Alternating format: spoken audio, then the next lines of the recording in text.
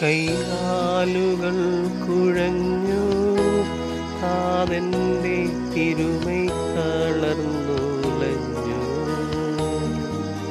കുരിശുമായി മൂന്നാമതും പൂഴിയിൽ വീഴുന്നു ദൈവപുത്രൻ. മെഴുകുപോലെന്നൂടെ ഹൃദയമുരുകി, കണ്ടം വരണ്ടുണങ്ങി.